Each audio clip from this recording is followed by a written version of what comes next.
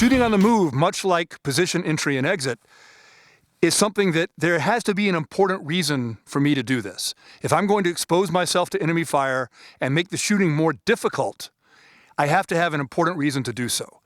That means that the movement part is the priority here. I need to be able to make my hits, but I have to be able to move with a sense of purpose. That is something I feel is lacking in the way shooting on the move is commonly taught, especially institutionally.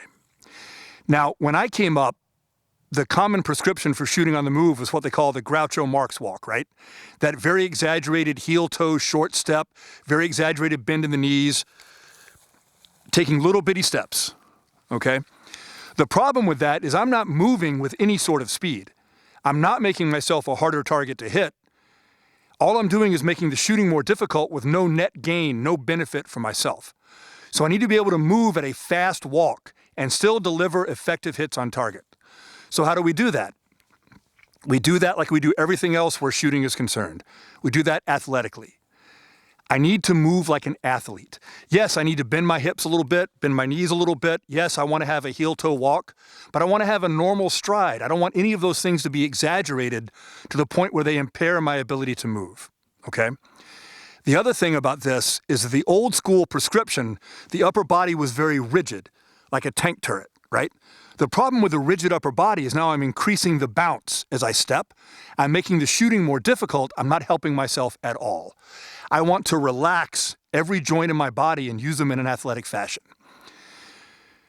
Many of us, I'm sure many of the viewers out there, enjoy a caffeinated beverage on their way into work in the morning. Well, when you drive over a railroad track, you drive over a bumpy road, what do? You pick up the coffee cup and you allow it to float, right?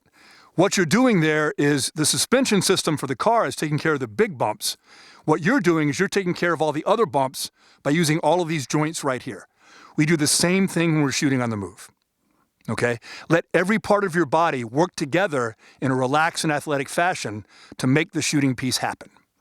So let's demonstrate this in live fire and show you guys what I'm talking about.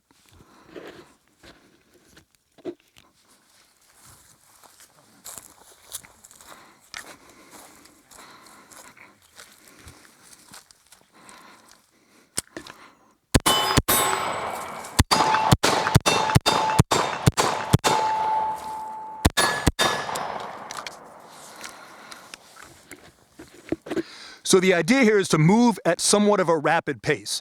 I want to make myself a more difficult target for the threat while still being able to deliver effective hits. It is very important, though, to let your sights dictate the pace of your shooting. Don't just send rounds downrange and make noise and spent brass. Actually, let your sight be stable and settled when you shoot. Another thing that will help you with this is it may not seem intuitive, but the best place to squeeze the trigger is usually when one foot is in the air, because I don't have the bump from the ground.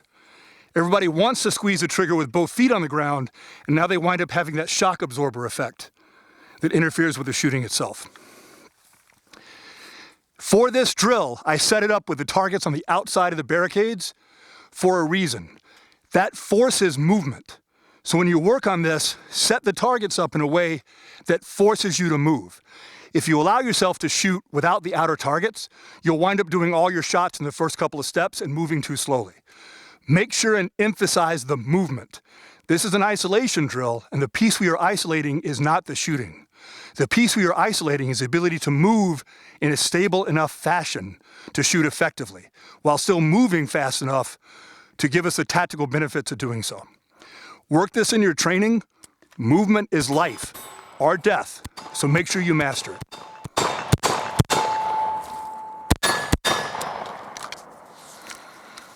Trigger Time TV is brought to you by Bravo Company Manufacturing, Bravo Company USA, Hornady, Skinner Sights, American Technologies Network, Walther, Night Vision, Jacob Gray, Yankee Hill, SDS Imports, Tokarov USA, TSIS, Military Armament Corporation, Spandau,